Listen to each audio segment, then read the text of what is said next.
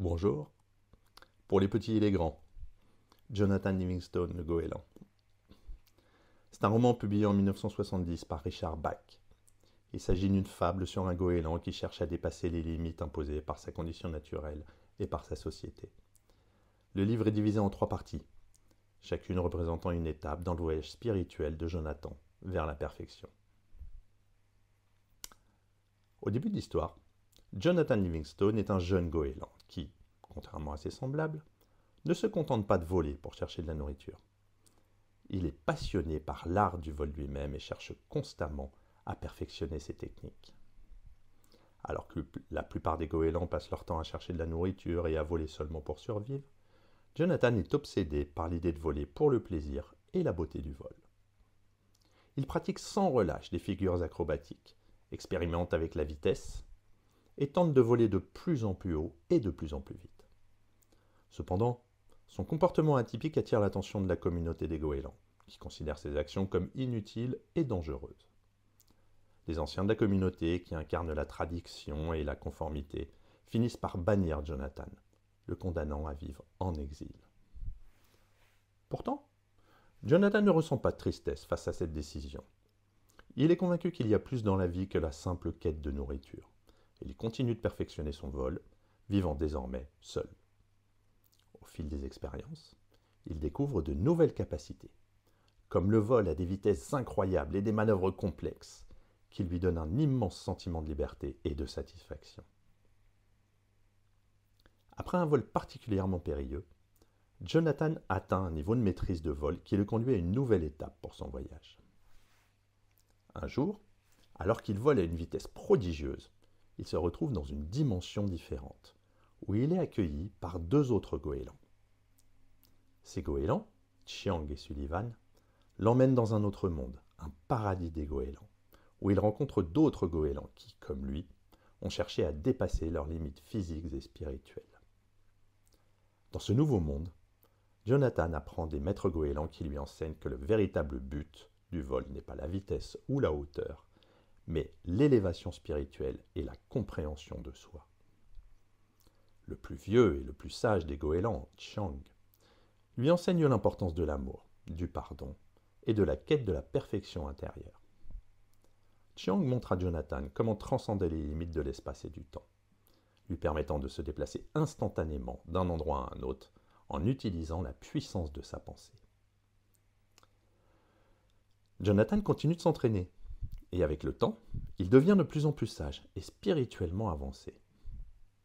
Il commence à comprendre que le véritable sens de la vie est d'atteindre la perfection en soi et de partager cette connaissance avec les autres. Finalement, Jonathan devient un maître à son tour, atteignant un niveau d'illumination qui lui permet de retourner dans son ancien monde pour enseigner aux autres goélands. Jonathan revient alors à la communauté des goélands, bien que cette fois-ci, il n'y a plus d'amertume ou de rancune en lui. Son but n'est pas de se venger ou de prouver qu'il avait raison, mais d'aider les autres à découvrir leur propre potentiel. Il rencontre un jeune goéland nommé Fletcher Lind, qui est également un paria pour avoir tenté de voler au-delà des limites imposées par la communauté. Jonathan prend Fletcher sous son aile, au sens propre et au sens figuré, et devient son mentor, lui enseignant tout ce qu'il a appris sur le vol, la vie et la quête de la perfection. Fletcher, bien qu'au début réticent, finit par embrasser les enseignements de Jonathan. Il devient un disciple dévoué, et à mesure qu'il progresse, d'autres goélands commencent à s'intéresser à leur pratique.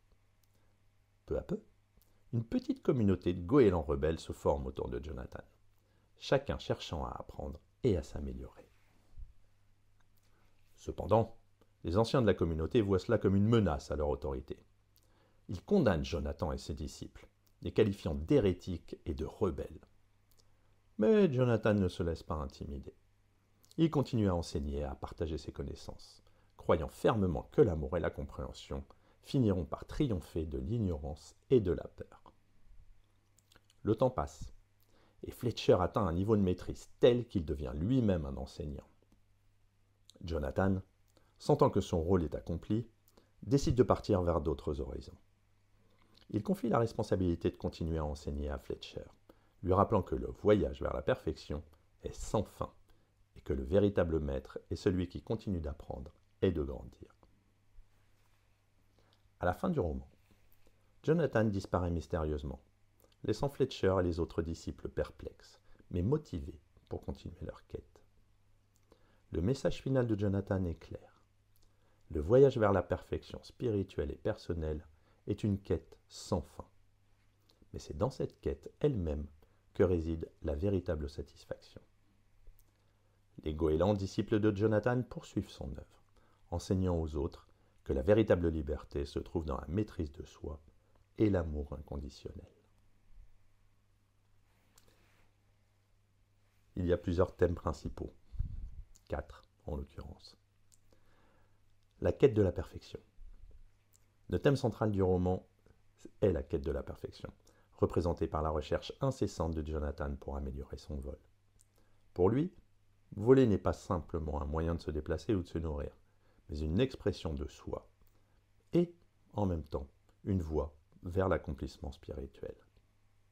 Cette quête de la perfection est un symbole du désir humain de se surpasser, de transcender les limitations matérielles et de trouver un sens plus profond à la vie. L'individualisme et la non-conformité. Jonathan est un individu qui refuse de se conformer aux normes de sa société. Sa détermination à suivre son propre chemin, malgré le rejet et l'ostracisme, reflète l'importance de l'individualisme et de la non-conformité. Le roman suggère que, pour atteindre la véritable liberté et la réalisation de soi-même, il est souvent nécessaire de s'éloigner des attentes sociales et de suivre son propre chemin. L'illumination spirituelle. À travers les expériences de Jonathan, le roman explore le thème de l'illumination spirituelle. Jonathan ne se contente pas de maîtriser les aspects techniques du vol, il cherche à comprendre les vérités universelles sur la vie et l'existence. Le voyage de Jonathan représente une quête spirituelle qui va bien au-delà des désirs matériels, soulignant l'importance de l'éveil intérieur et de la sagesse. L'amour et le pardon. L'amour inconditionnel et le pardon sont des thèmes récurrents dans le roman. Jonathan apprend qu'il ne peut atteindre la perfection qu'en aimant et en pardonnant, même ceux qui l'ont rejeté ou maltraité. L'amour et le pardon deviennent les forces motrices de son enseignement, guidant ses interactions avec ses disciples et ses anciens ennemis. Pour conclure, c'est une œuvre qui, malgré sa simplicité apparente, explore des thèmes profonds et universels, tels que la quête de la perfection, l'individualisme, l'illumination spirituelle et l'amour inconditionnel. Le roman a captivé les lecteurs du monde entier, offrant une réflexion sur le potentiel humain et la capacité de chacun à dépasser les limitations imposées par la société et par soi-même. L'histoire de Jonathan est une inspiration pour ceux qui cherchent à vivre une vie pleine de sens, de liberté et de réalisation. Elle rappelle que la véritable satisfaction ne se trouve pas dans les succès matériels, mais dans la quête intérieure et l'accomplissement spirituel. À bientôt!